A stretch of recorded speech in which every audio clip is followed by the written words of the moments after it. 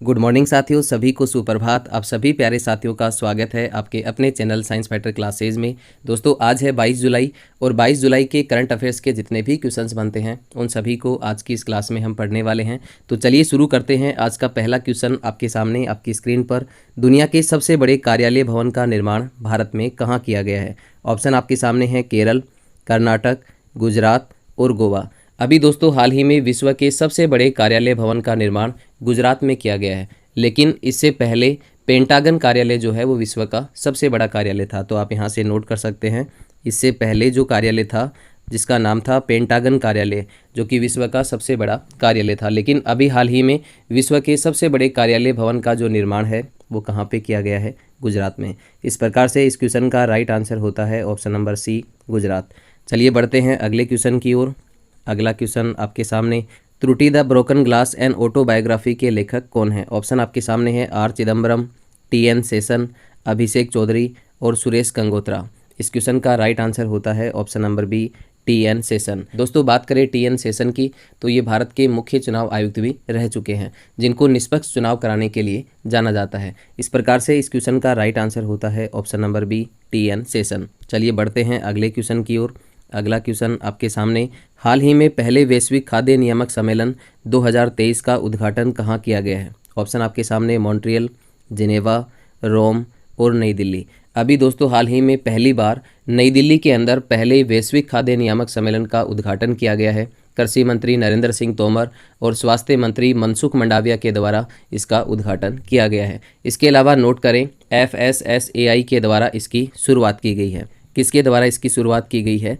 FSSAI के द्वारा इसकी शुरुआत की गई है। इस प्रकार से इस क्वेश्चन का राइट आंसर होता है ऑप्शन नंबर डी, नई दिल्ली। चलिए बढ़ते हैं अगले क्वेश्चन की ओर। अगला क्वेश्चन आपके सामने, देश की पहली सैटेलाइट नेटवर्क पोर्टल साइट कहाँ स्थापित की जाएगी? ऑप्शन आपके सामने गुजरात, मध्य प्रदेश, असम और पंजाब। अभी दोस्तों हाल ही में वनवेब कंपनी के द्वारा हाई स्पीड इंटरनेट कनेक्टिविटी के लिए भारत में 2 सैटेलाइट नेटवर्क पोर्टल साइट स्थापित किए गए हैं, जिनमें से एक है गुजरात में जो कि पहले नंबर का है और दूसरा स्थापित किया गया है तमिलनाडु के अंदर। आप यहाँ से नोट कर सकते हैं, एक कहाँ पे स्थापित किया गया है? गुजरात के अंदर जो कि पहले नंबर का है, जबकि दूसरा जो सैटेलाइट नेटवर्क पोर्टल साइट है वो कहाँ पे स्थापित किया गया है? तमिलनाडु में। इस प्रकार से इस क्वेश्चन का राइट आंसर होता है ऑप्शन नंबर ए, गुजरात। चलिए बढ़ते हैं अगले क्वेश्चन की ओर। अगला क्वेश्चन आपके सामने आपकी स्क्रीन पर, नीति आयोग के राष्ट्रीय बहुआयामी गरीबी सूचकांक 2023 के अनुसार गरीबी में सर्वाधिक कमी दर्ज करने वाला राज्य कौन सा है? अभी दोस्तों हाल ही में नीति आयोग के द्वारा राष्ट्रीय बहुआयामी गरीबी सूचकांक 2023 जारी किया गया है, जिसमें गरीबी में सर्वाधिक कमी दर्ज करने वाला जो राज्य है वो है साथियों उत्तर प्रदेश। इस प्रकार से इस क्वेश्चन का राइट आंसर होता है option number D, Uttar Pradesh. चलिए बढ़ते हैं अगले क्वेश्चन की ओर। अगला क्वेश्चन आपके सामने, उन्नत पर्यावरण समाधान श्रेणी में अंतर्राष्ट्रीय एनी पुरस्कार किसे प्रदान किया जाएगा? ऑप्शन आपके सामने Yu Huang, Jeffrey R Long, Matthew Resensky, Thalappil Pradeep. अभी दोस्तों हाल ही में उन्नत पर्यावरण समाधान श्रेणी के अंदर अंतर्राष्ट्रीय एनी पुरस्कार प्रदान करने की घोषणा की गई है, और ये पुरस्कार जो है वो किसे प्रदान किया जाएगा?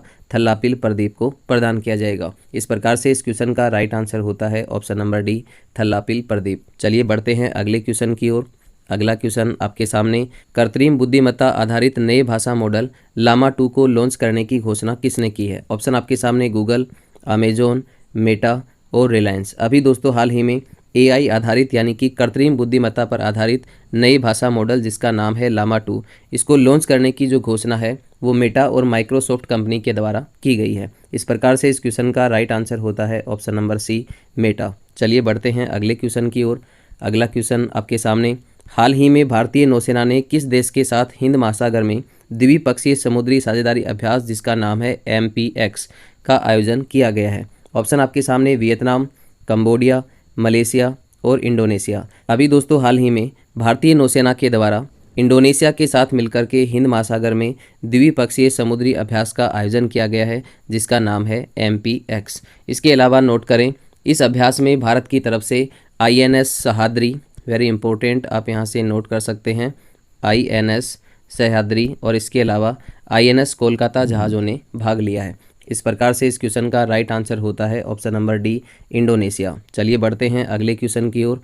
अगला क्वेश्चन आपके सामने, 9वें फीफा महिला फुटबॉल विश्व कप 2023 का मेज़बान देश कौन सा है?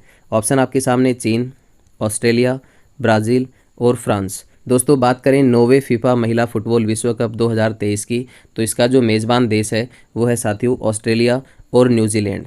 आप यहाँ से नोट कर सकते हैं, इसका जो मेज़बान देश है, इसकी मेज़बानी करने वाले जो देश हैं वो हैं ऑस्ट्रेलिया और न्यूजीलैंड। इस प्रकार से इस क्वेश्चन का राइट आंसर होता है ऑप्शन नंबर बी, ऑस्ट्रेलिया। चलिए बढ़ते हैं अगले क्वेश्चन की ओर।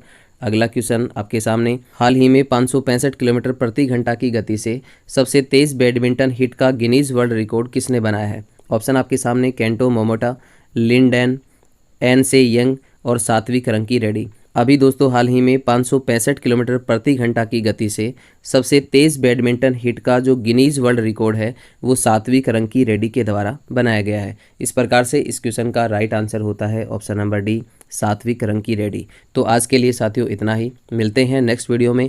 तब तक के लिए आप सभी साथियों का बहुत बहुत धन्यवाद। जय हिंद, जय भारत।